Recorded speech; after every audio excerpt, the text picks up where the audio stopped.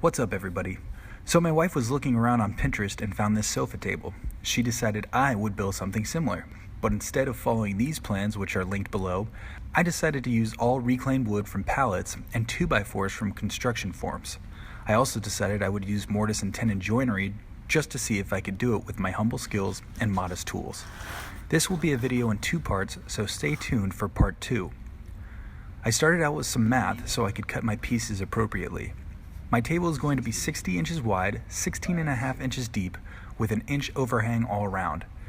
With 2x4s as legs, that means I'll need runners 23 3/4 inches long for the width of the table and 11 3/4 inches for the depth of the table.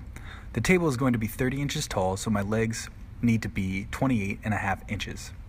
Just for good measure, 13.5, 23 3/4 for the dimensions.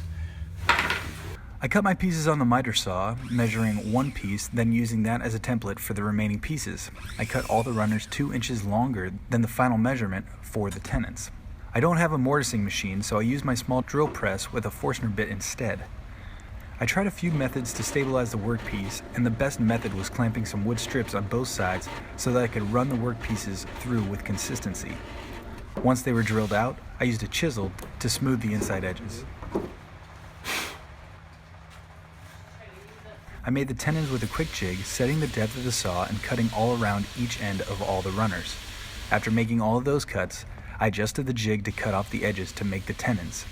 In this case, I cut off about 1/2 inch all around, leaving roughly a 1/2 inch of material for the tenons. After that, I rounded the edges of the tenons with my chisel. The runners for the lower shelves are made of the same pallet wood as the upper runners, but I cut them down so that they were about 1.5 inches all around. I use the same method of making the tenons as I did before, but this time they're more like pegs or dowels. So I use a slightly smaller Forstner bit to drill into the legs, and I chisel the dowels down for a tight fit. Since each piece is unique, I measured the drill spot on the legs with the runner itself, and I mark the leg and runner so that I don't mix up the pieces between cutting and assembly. This design requires that some of the holes on the 4 corners be drilled into one another. I hadn't taken that into consideration when I was planning it, but I found a simple solution. I simply cut the dowel ends to 45s and everything fit perfectly.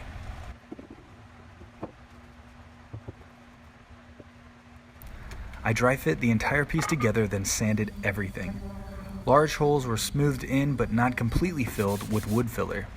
Then I sanded and coated all the pieces with clear, flat spray paint, because I don't need to be messing around with fancy finishes. Now for the assembly. When clamping the frames together, I made sure to clamp them to a flat surface, in this case my workbench. These boards had some slight curves and needed some persuasion.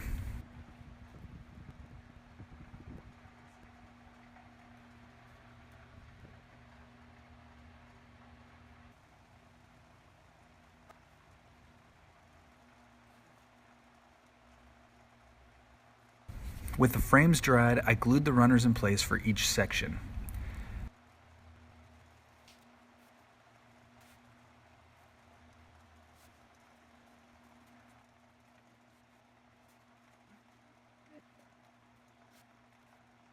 Attempting to get each section square, I tried twisting some electrical cord around to bring 2 corners closer together, but that didn't quite work, as you can see. So I broke out the big dog, and that worked out perfectly. This video is already a bit lengthy, so I'll save the shelves and the top for part 2, which I hope you'll enjoy. Please comment, like, and subscribe, and as always, thanks for playing along.